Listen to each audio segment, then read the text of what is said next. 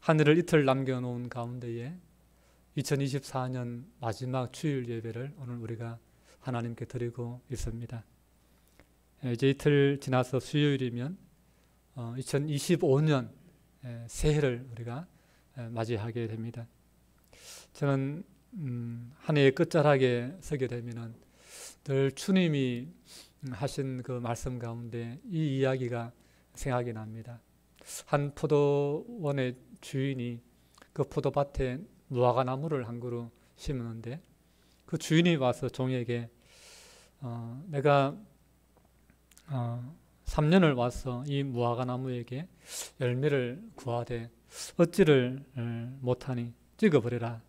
어찌 땅만 버리겠느냐 라고 이렇게 주인이 이야기하지요. 그럴 때에 종이 대답합니다. 주인이여, 금년에도 그대로 두소서. 내가 두루 파고 거름을 주리니 이후에 만일 열매를 열면 좋거니와 그렇지 않으면 찍어버리소서.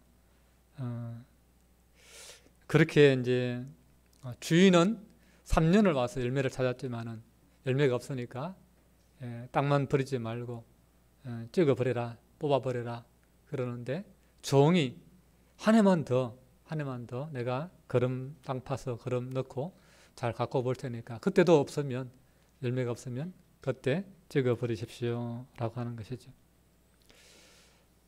자리만 차지하고 아무 열매도 없는 그러한 우리의 삶을 회개하고 자신이 해야 하는 역할을 감당하는 열매 맺는 인생이 되라라고 하는 주님의 교훈입니다. 우리는 하나님이 주신 인생의 기회를 의미 없이 낭비해서 안 되는 것입니다. 우리 모두는 각자의 삶에서 하나님이 주신 은혜와 기회를 깨달아서 하나님이 찾으시는 그 열매를 맺어가는 그러한 인생이 되어야 합니다.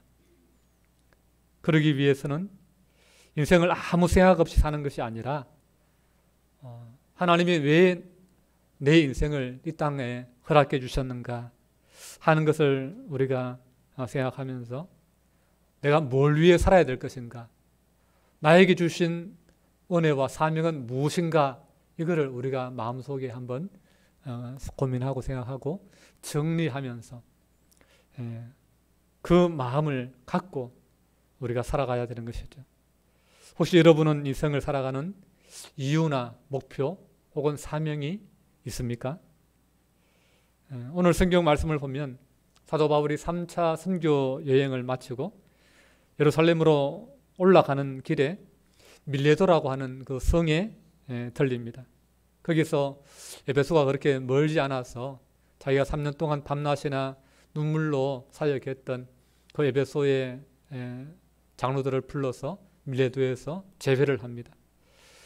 거기서 이제 만나가지고 마음속에 정말 모든 그 흉어물을 없이 다 터놓고 솔직하게 이야기하면서 그런 이야기를 해요. 22절 23절 내용인데 우리 한번 같이 읽어볼까요? 22절 23절입니다. 시작.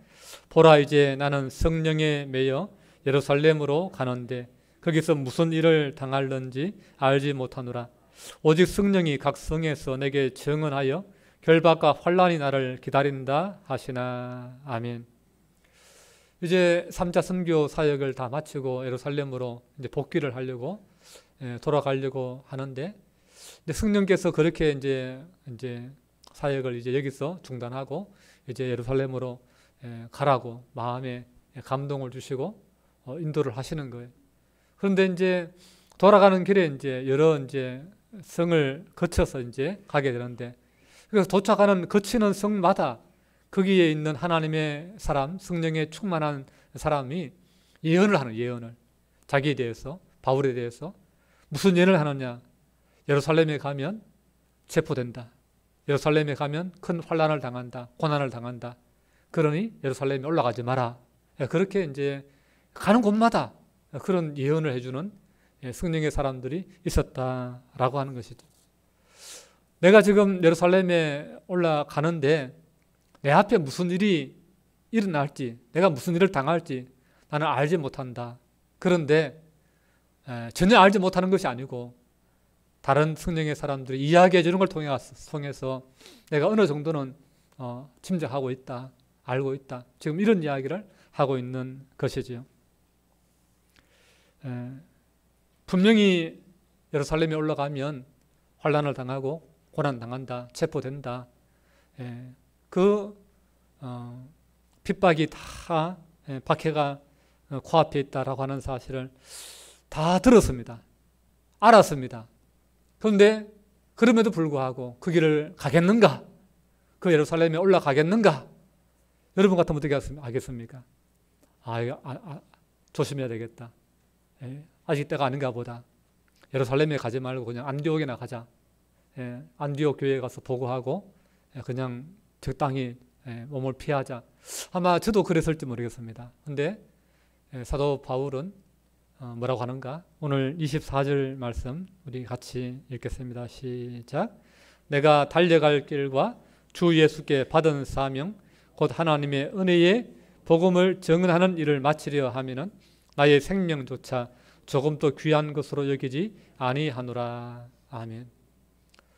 비록 내가 예루살렘에 올라가면 큰 환난과 핍박이 나를 기다린다라고 하지만, 그러나 내 목숨이 위협을 받는다 할지라도 혹은 내가 죽임을 당한다 할지라도 나는 이 복음을 위해서라고 한다면 나는 내 목숨을 조금 더 아까워하지 않겠다.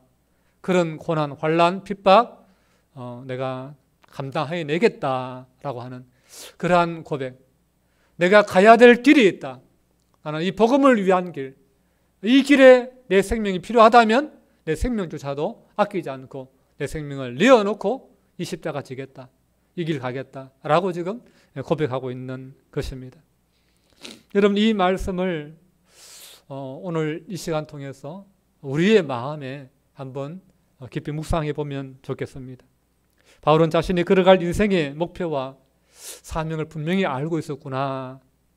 내가 지금 뭘 위해 살아야 되는지, 나는 무엇을 위해 지금까지 달려왔고 또 앞으로 달려가야 될 것인지 자기의 삶의 이유와 목적, 사명을 분명히 알고 있는 사람이다 라고 하는 사실을 이 고백을 통해서, 이 선포를 통해서 우리가 확인할 수 있는 것이지요. 그리고 이 달려갈 길을 마치고 자기의 받은 바 사명을 완수하기 위해서는 자기의 생명을 아끼지 않겠다. 자기의 생명조차도 이 사명을 위해서 내어놓겠다라고 하는, 그래서 하나님이 내게 주신 사명을 끝까지 나는 포기하지 않고 감당해내겠다라고 하는 굳은 결심을 우리가 이 사도 바울의 선포와 고백을 통해서 알 수가 있습니다. 아무리 내 앞에 장애물이 있고 아무리 내 앞에 나를 위협하고 협박하고 그 가시밭길이 내 앞에 있다 할지라도 나는 이 길을 포기하지 않겠다. 어떤 일이 있어라도, 어떤 희생을 치러서라도 나는 하나님이 내게 주신 사명, 이 길을 가겠다라고 하는 그 의지가 조금 흔들리지 않고, 그 누가 말리고 경고하고 주의를 줘도 나는 이 길을 가겠습니다 라고 하는 그러한 분명한 의지를 밝히는 것을 보게 됩니다. 돌아가신 저희 어머니가 40대 중반쯤이었던 것 같아요. 제가 초등학교 10살 전후 그 무렵인데 늘 어머님이 그런 말씀하죠. 40대 초중반인 어머니가 내가 60까지는 살아야 된다. 그런 말씀하죠. 60까지는 살아야 한다. 그 60, 얼마를 살아야 내가 60까지 사느냐. 그런 말씀도 하시고. 어머니가 왜 자꾸 그런 말씀 하시는지 그 초등학생 때는 그게 이유를 잘 몰랐어요. 그리고 나중에 이제 보니까 엄마 왜 60까지 자꾸 이야기하십니까 하니까 내가 60이 되면 네가 20대가 되어서 장가를 보낼 수 있다. 그렇게 말씀하시는 거예요. 그 엄마 노릇을 하고 내가 죽어야 그래도 내가 편히 눈을 감지 않겠느냐. 내가 아무리 몸이 병들고 아프지만 그래도 이 아픈 몸이지만 엄마 노릇을 하고 죽어야 되지 않겠냐. 그렇게 이제 말씀하는 거예요. 결국 60까지 살아야 될 그 이유, 그 사정, 그것은 본인을 위해서가 아니라 자식을 위해서였다라고 하는 것이죠. 근데 제 어머니는 60까지 이렇게 사는 게 소원이었는데 하나님 은혜를 받아가지고 예수 믿고 난 다음에 하나님 많이 고쳐주셔서 28년을 더 사셔서 88까지 이렇게 사시고 이번에 생일을 앞두시고 천국에 가셨습니다. 우리 이 땅을 살아가면서 부모로서 혹은 자식으로서 혹은 사회의 한 사람의 일원으로서 혹은 국민의 한 사람으로서 우리는 살아가야 될 이유 또 내가 존재하는 그 삶의 목표 또는 인생의 사명이 다 누군가에게는 다 있습니다. 근데 이 부모로서 자식으로서 혹은 국민의 한 사람으로서 우리가 가지고 있는 이 사명은 세상 사람들의 관점에서의 이유나 사명이 아니라 우리 믿는 사람으로서 하나님의 백성으로서 하나님의 자녀로서 하나님께서 세우신 직분자로서 그 관점에서 우리가 이 사명을 이해할 필요가 있다라고 하는 것입니다. 우리는 하나님이 나에게 주신 그 사명을 우리가 생각할 때에 우리의 인생의 올바른 사명을 발견하고 올바른 인생의 목표를 가지고 살아가게 된다라고 하는 것입니다. 세상의 관점이 아니라 그래서 나 개인의 어떤 그런 인생의 욕심의 욕망의 그런 관점이 아니라 하나님의 관점에서 세상 만물을 창조하시고 내 인생을 땅에 내어놓으신 그 하나님의 관점에서 내 인생을 돌아볼 때에 내가 감당해야 될 사명은 뭔가? 그건 첫 번째로 복음을 위한 사명이다 라고 할 수 있습니다. 우리 모두는 다 하나님의 교회로 부름받았고 하나님의 자녀로 하나님의 아들, 딸들로 하나님의 백성으로 천국 백성으로 하나님께서 우리를 불러주셨습니다. 그러한 교회에게 성도에게 하나님의 자녀에게 주어진 이 땅을 살아갈 사명이 있다면 그것은 하나님 나라 복음을 위한 사명입니다. 이것은 목사만이 아니라 장로님만이 아니라 모든 예수님을 구주로 믿는 모든 성도에게 주어져 있는 사명이다라고 하는 것이죠. 부활하신 예수님이 교회를 향해서 마가복음 16장에 이렇게 말씀했습니다. 또 이르시되 너희는 온 천하에 다니며 만민에게 복음을 전파하라. 믿고 세례를 받는 사람은 구원을 얻을 것이요 믿지 않는 사람은 정죄를 받으리라 그랬습니다. 디모데후서 4장 2절에 사도 바울은 너는 말씀을 전파하라. 때를 얻든지 못 얻든지 항상 힘쓰라 그렇게 말씀했습니다. 여러분 오늘 교회를 향해서 주님이 바라시는 것 세상 만민에게 복음을 전파하는 것 이것이 믿는 모든 사람에게 이 땅에 세워진 모든 교회에 주신 우리 주님의 지상 명령인 것입니다. 이 명령에 믿는 사람이라고 한다면 한 명도 예외가 될 수 없다라고 하는 것입니다. 내가 구원받은 사람이 분명하다면 그 사명은 우리 모두에게 주어져 있다라고 하는 것입니다. 내가 예수 믿고 구원을 받았고 죄사함을 받았고 사망 권세로부터 우리가 자유케 되었는데 천국이 나의 것이 되었는데 그 천국과 지옥을 알게 되었는데 나만 들어가고 이 비밀을 이 놀라운 은혜를 다른 사람에게 전하지 않는다. 이거는 아닌 거예요. 그리스도인이 아니거나 교회를 다니지만 예수를 안 믿거나 둘 중에 하나입니다. 정말 예수 믿는 사람이라고 한다면 정말 하나님의 사랑을 내가 깨달은 사람이라고 한다면 복음을 나만 구원받는 것이 아니라 나만 천국 가는 것이 아니라 내가 사랑하는 다른 누군가도 이 사실을 전해서 그도 함께 천국 데려가야 되겠다.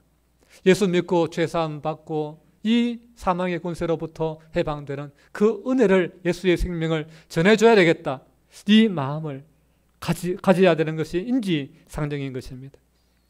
성경을 우리가 읽어보면 성경 안에는 세상을 너무나 사랑하시는 하나님의 사랑이 가득합니다. 우리가 성경을 읽어보면 세상을 구원하기 위한 예수님에 대한 이야기로 가득합니다. 우리가 말씀을 읽어보면 예수 그리스도로 말미암아 우리에게 주신 그 하나님의 놀라운 구원의 계획으로 가득하다는 사실을 알게 됩니다.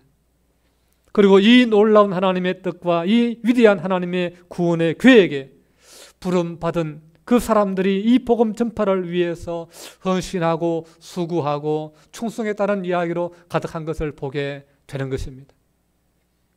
사도 바울이 그 중에 한 사람이고 또 우리 믿음의 선배들이 그 중에 한 사람들이고 이제 오늘 이 시대를 살아가는 오늘 우리가 그 한 사람으로서 서 있는 것이고 우리 다음 세대에게 그 복음의 은혜를 물려주고 그 복음의 축복을 물려주고 또 이 귀한 믿음의 사명들을 우리가 감당해야 되는 것이지요.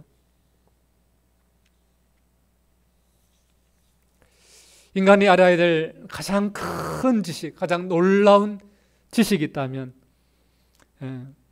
무엇이겠습니까, 여러분? 뭐 금융에 대한 지식도 필요하고 또 뭐 과학에 대한 지식도 필요하고 뭐 우주 전체에 대한 어떤 그런 지식도 우리가 필요하지요. 그러나 인간이 알아야 될 가장 큰 지식, 가장 위대한 지식이 있다면 그것은 하나님에 대한 지식입니다. 천지 만물을 창조하신 하나님, 세상 만물의 인생의 생사 화복을 주장하시는 하나님에 대한 지식, 하나님을 아는 지식이 가장 위대한 지식입니다. 이걸 모르고 세상의 것들을 아무리 많이 알면 뭐합니까? 천국을 모르는데, 우리를 지으신 하나님을 모르는데, 세상의 박사학위 아무리 받고 아무리 잘 나가고 해도 나를 낳아주신 부모님을 모른다면 그게 그 지식이 무슨 소용이 있습니까? 마찬가지로 우리가 세상의 지식을 아무리 많이 한다 할지라도 천지 만물을 창조하신 하나님을 모른다고 한다면, 이 세상을 구원하시고 심판하시는 그 하나님을 모른다고 한다면 그 지식은 하찮은 지식에 불과한 것이고 초등학문에 불과한 것입니다. 세상에 가장 위대한 지식이 있다면 그것은 하나님을 아는 지식이고 세상을 구원한 우리 구주 예수 그리스도를 아는 지식이 가장 놀랍고 위대한 지식인 줄로 믿습니다. 인간이 이 땅에서 해야 될 가장 큰 중요한 일이 있다면 그게 뭐겠습니까? 인간이 먹기도 하고 자기도 하고 일하기도 하고 우리가 여러 가지 많은 생육하고 또 성공을 위해서 많은 공부도 하고 또 노력도 하고 여러 가지 인생의 사명과 목표가 있지만, 그러나 그럼에도 불구하고 우리 인생이 이 땅에 살아가면서 가장 크게 우리가 깨닫고 우리가 발견해야 될 그 사명은 그것은 바로 하나님의 나라입니다. 하나님의 나라입니다. 하나님의 나라에 들어가는 것, 그것이 우리 인생의 가장 큰 목적이 되어야 됩니다. 목표가 되어야 됩니다. 바울이 그토록 수고하고 헌신하고 애쓴 것이 무엇을 위한 것입니까? 바로 하나님 나라를 위한 것입니다. 주님의 복음을 위한 것입니다. 그래서 그가 일생 동안 예수 믿은 이후로 일생 동안 힘쓰고 애쓰고 눈물로 수고한 그 모든 것을 한마디로 뭘 위해서 그렇게 살아왔느냐, 그렇게 물을 때에 우리가 오늘 본문 읽지 않았지만 24절까지 읽었는데 25절의 말씀 보면은 그렇게 말하고 있지요. 그가 지금까지 하고 있는 일, 해온 일, 그 일 한마디로 말한다면 하나님의 나라를 전파하는 일이었다라고 하는 말입니다. 여기에 사도 바울은 목숨을 건 거예요. 아무리 힘들어도, 아무리 욕을 먹어도, 아무리 큰 손해를 당한다 할지라도, 심지어 내 목숨을 잃는다 할지라도 이걸 나는 포기할 수 없다. 이 사명을 내가 놓을 수는 없다 라고 하는 거예요. 왜 그렇습니까? 이 하나님의 나라를 전파하는 일보다, 증거하는 일보다 더 위대한 일은 없기 때문입니다. 더 중요한 일은 없기 때문입니다. 더 시급한 일은 없기 때문입니다. 이 하나님 나라의 복음을 통해서만이 인간을 구원할 수 있기 때문에, 인간을 하나님 나라로 들어갈 수 있도록 천국에 인도할 수 있기 때문에 그런 것입니다. 세상에서 우리가 무엇을 하고 살아야 가장 가치가 있는 삶인가? 어떤 사람들은 어떤 철학이나 사상을 위해서 목숨을 바치는 사람들이 있습니다.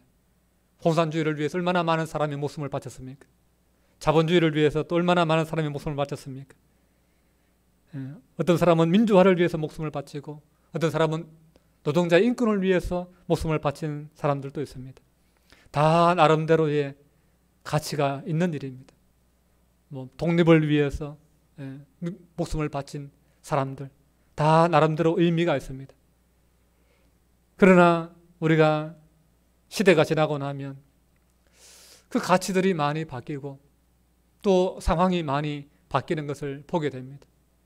어떤 나라들은 과거에는 있었는데 지금은 없는 나라가 있고, 민족도 과거에는 있었는데 지금은 그 민족이 사라진 민족도 있고, 다 섞여버리고 혼합되어서 뿌리를 찾을 수 없는 그런 언어들도 있고, 그때 한때는 그렇게 그것이 소중한 가치고 신념이었는데 시대가 지나고 나니까 그것은 과거의 유물처럼 구닥다리가 되어서 이제는 아무도 그 가치를 인정하지 않는 공산주의와 같은 그런 사상들이 있는 것이죠. 마치 옷이 한때는 참 멋있고 참 소중하게 생각하던 그 예쁜 옷이 유행이 지나고 나면은 한 20, 30년 지나고 나면은 그때 그렇게 참 멋있고 뽐내던 그 옷이 지금은 촌스럽고 아무 별 가치 없이 그냥 버려야 될 옷에 불과한 것처럼 우리가 추구했던, 우리가 귀하게 여겼던 세상의 가치들은 그런 것들이 대부분입니다. 그러나 수천 년 전부터, 아니 인류가 이 땅에 처음 존재한 때부터 지금까지 바뀌지 않는 가치, 또 포기할 수 없는 가치가 있습니다. 그것은 바로 하나님의 사랑, 하나님의 구원, 하나님을 향한 믿음, 그분의 나라 천국. 이 가치는 여러분, 아담이 이 땅에 존재함부터 인류가 주님 다시 오셔서 끝나는, 인류의 역사가 끝나는 그 시간까지 여러분 바뀌지 않는 가치인 줄로 믿습니다. 하나님의 나라의 가치는 에덴 동산에서부터 새 예루살렘이 예수님을 통해서 다시 재림하시는 그날에 이루어질 새 예루살렘, 새 에덴 동산까지 바뀌지 않는 가치가 바로 하나님 나라의 가치예요. 복음의 가치입니다. 영원한 생명의 가치입니다. 이것만이 우리 인생에 있어서 변하지 않는 가장 소중한 가치다라고 하는 사실을 우리가 알아야 됩니다. 오늘 우리는 이 땅을 살아가면서 두 가지 사명을 가지고 살아야 됩니다. 하나는 하나님의 나라 복음을 위해서 살아야 되는 것이고, 또 하나는 세상의 빛과 소금의 역할을 하면서 살아야 되는 것이죠. 이 빛과 소금의 역할을 감당하는 그 사명 안에 부모로서의 역할, 자녀로서의, 자식으로서의 역할이 있는 것이고, 빛과 소금으로 살아가는 그 역할 가운데에 국민의 한 사람으로서, 사회의 일원의 한 사람으로서 감당해야 될 그 사명이 그 속에 있는 것이고, 또 더 나아가서는 빛과 소금으로 살아야 될 그 사명 가운데 인간으로서 인류 공룡을 위해서 이바지해야 될 사명도 그 안에 들어가 있는 것입니다.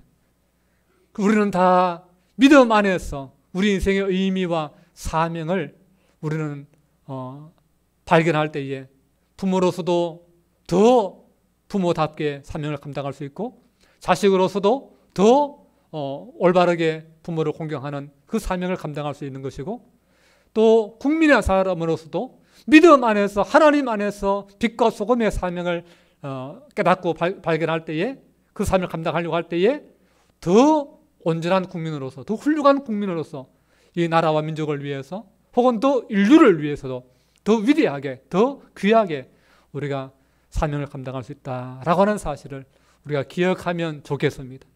그래서 우리가 예수 그리스도를 믿고 이제는 하나님의 영원한 변하지 않는 가치, 변할 수 없는 가치, 그 하나님의 나라를 위한 그 가치를 위해서 우리가 달려가며, 또한 이웃을 내 몸같이 사랑하는 세상의 빛과 소금으로서 우리의 사명을 감당해야 되는데, 어떤 자세로 우리가 이 하나님 앞에서 우리의 달려갈 길을 달려가야 되는가? 그것을 오늘 우리가 다시 한번 마음속에 정리할 수 있으면 좋겠습니다. 사도 바울은 하나님께서 내가 달려가야 될, 하나님 내게 주신 사명, 그 달려가야 될 길을 끝까지 달려가겠다. 내 목숨을 잃는 한이더라도 나는 그 길을 포기하지 않겠다 그랬는데, 사도 바울은 어떻게 지금 달려왔고 달려가고 있고 또 달려가는지, 우리가 사도 바울의 그 마음의 생각, 마음의 그 자세, 그 인생의 태도를 우리가 한번 묵상해 보면 좋겠습니다. 우리 19절 말씀, 우리 한번 같이 19절 말씀 같이 읽겠습니다. 시작. 곧 모든 겸손과 눈물이며 유대인의 간교로 말미암아 당한 시험을 참고 주를 섬긴 것과. 아멘. 이 믿음의 길을 걸어갈 때에, 사명의 길을 걸어갈 때에 어떤 인생의 자세, 삶의 태도를 가지고 우리가 이 인생의 목표를 향해 달려가야 되는가, 사명을 위해 달려가야 되는가. 그것은 첫 번째, 모든 겸손과 그랬습니다. 참 바울은 참 성경에서 가장 훌륭한 예수님의 사도입니다. 많은 사도들, 12사도들이 있지만 그 중에서도 신약 성경을 가장 많이 기록한 사도는 사도 바울입니다. 압도적으로 많습니다. 그리고 가장 넓은 지역으로 가서, 가장 많은 곳으로 가서 복음을 전한 사도 역시 사도 바울입니다. 사도 바울처럼 아시아와 유럽을 넘나들면서 복음을 전한 사람은 없습니다. 그리고 가난한 종부터 저 높은 왕까지 신분의 그 차별 없이 남녀, 이방인, 유대인 관계없이 모든 계층의 사람들에게 다 복음을 편만하게 전한 사람은 사도 바울밖에 없습니다. 물론 다른 사람도 그렇게 했지만 그렇게 사도 바울의 영향력은, 헌신은 위대했던 것입니다. 자, 이만하면은 성경도 제일 많이 기록하고 가장 넓은 지역, 가장 많은 곳에 가서 복음을 전한 그러한 헌신의 공로가 있다면 정말 교회의 대표자라고 할 수 있지 않겠습니까? 근데 그럼에도 불구하고 사도 바울은 한 번도 내가 최고다, 내가 교회의 기둥이다, 그렇게 말한 적이 없어요. 오히려 갈라디아서 2장에 보면은 이렇게 말합니다. 또 기둥같이 여기는 야고보와 게바와 요한도, 이렇게 표현하는 것을 보게 됩니다. 교회의 기둥이 누구라고요? 야고보와 게바, 베드로와 요한이 교회의 기둥과 같은 존재다. 그렇게 오히려 다른 사도들을 인정해주고 높이고 있는 것을 보게 됩니다. 고린도서 15장 8절에 이렇게 고백하지요.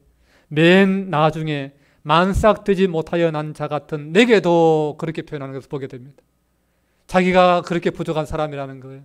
만삭되지 못하여 난 그런 정말 불쌍하고 허접하고 연약한 그런 존재가 바로 나의 과거의 모습이었다. 자신을 끊임없이 낮추는 것을, 겸손히 자신을 낮추는 것을 보게 됩니다. 심지어 디모데전서 1장 15절에 보면은 자기가 과거에 예수님을 박해했던 그 사실을 기억하면서 내가 죄인 중에 괴소라, 그렇게 고백하는 것을 보게 됩니다. 우리가 하나님을 섬길 때에, 주의 사명을 감당할 때에 어떤 자세로 감당해야 되는가? 바로 이렇게 겸손의 자세를 끝까지 유지하면서 감당해야 된다라고 하는 거예요. 내가 하면 안 되는 거예요. 내가 왕년에 어떤 사람이었는데 그러면서 대접받기를 바라고, 나를 왜 인정 안 해주냐, 그렇게 서섭해하면서 화내면서 성내면서 그렇게 우리가 감당해서는 안 된다라고 하는 것입니다. 사도 바울은 항상 자신의 부족함과 자신이 과거에 교회를 박해했던 그 사실들을 늘 미안해하면서 늘 자신을 낮추고 그러면서 주님의 교회를 겸손히 섬겼다라고 하는 것이죠. 사도 바울이 그렇게 교회를 겸손히 섬길 수 있는 이유가 뭡니까? 예수님의 은혜입니다. 예수님의 은혜.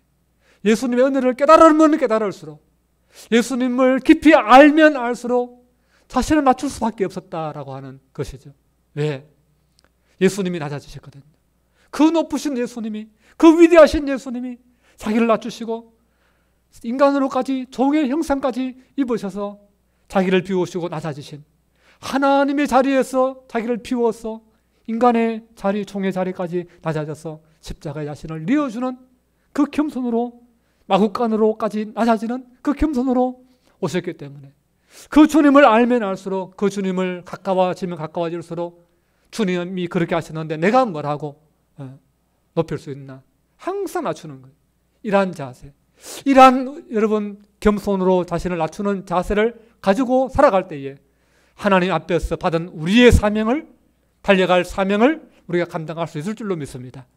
여러분 항상 주의 사명, 하나님 앞에서 내가 믿음의 사명, 인생의 목표를 향해 달려갈 때에 이러한 믿음의 자세를 견지할 수 있기를 바랍니다.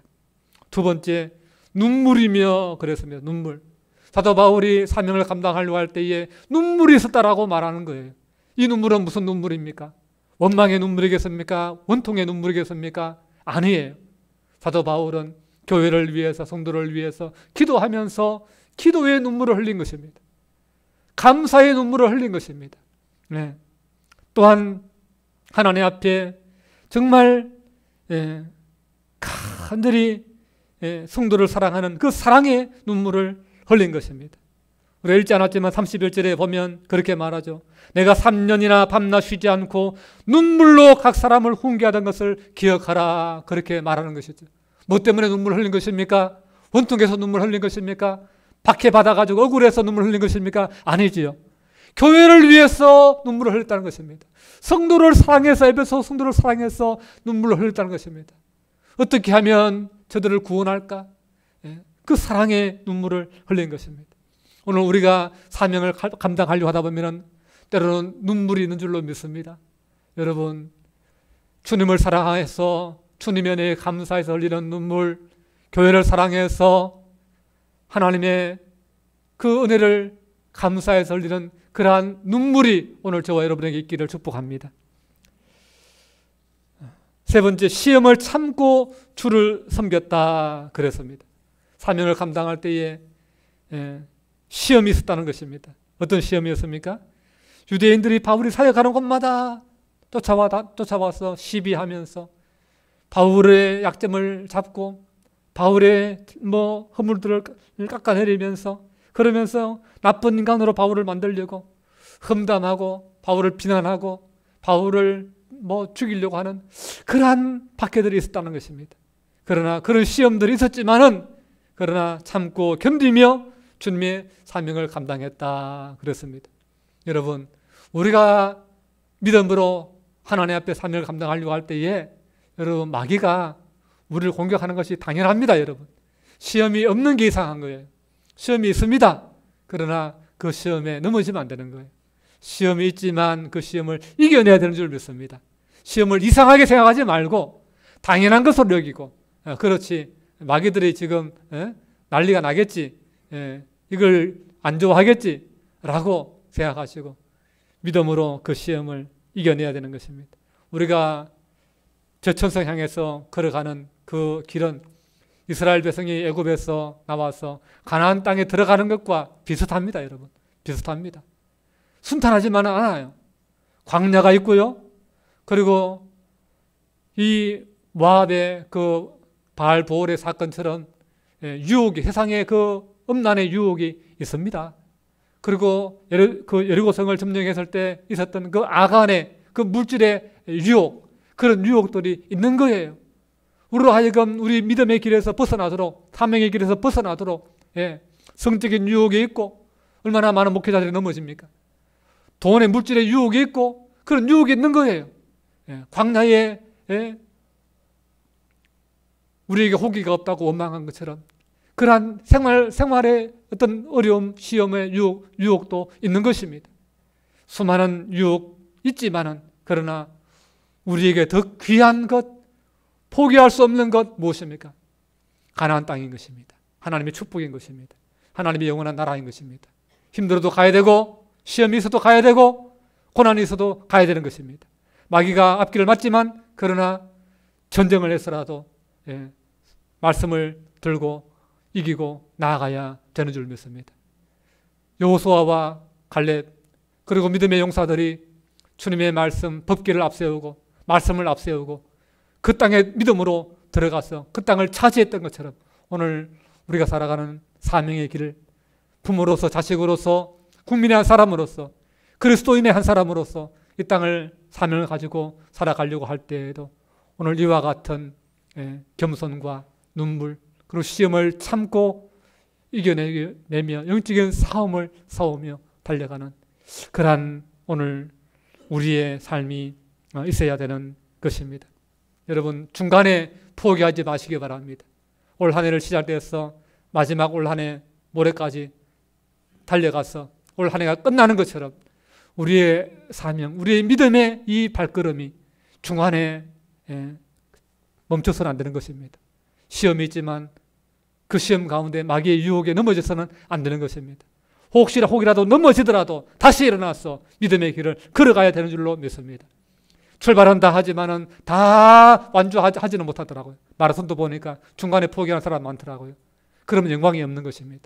그러면 시작한 의미가 별로 없는 것입니다. 그래서라도 끝까지 완주할 때에 그 달려간 의미가 있고 고생한 의미가 있는 것입니다. 여러분, 다른 것은, 세상의 일들은 중간에 포기하고 또 우리가 길이 아니면 멈춘다 할지라도 이 믿음의 길만큼은 우리가 포기할 수 없는 길인 줄로 믿습니다. 우리가 하나님 앞에 받은 이 사명, 그 하나만큼은 우리가 포기해서는 안 될 사명인 줄로 믿습니다.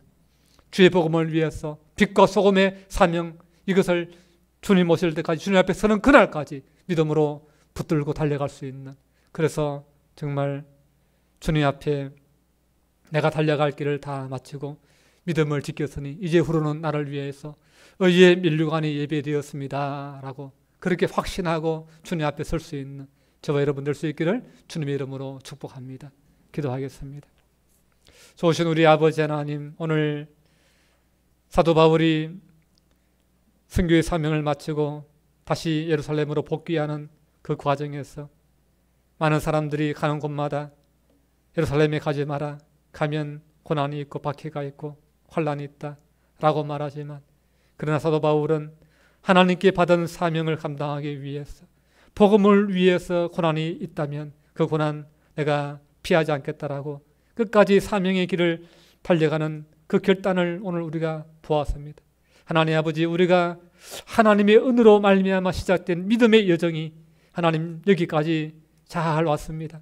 남은 우리 믿음의 여정이 남아있는데 하나님, 우리의 남은 여정 가운데 시험이 있고 또 유혹이 있고 어려움이 있다 할지라도 하나님, 이 하나님의 나라에 들어가는 그 천국에까지 하나님 이르는 믿음의 승리가 있을 때까지 하나님, 우리가 달려가야 될 이 믿음의 다름질을 멈추지 않고 끝까지 완주할 수 있는 하나님 믿음의 성도들 다 되게 주여 붙잡아 주시기를 원합니다.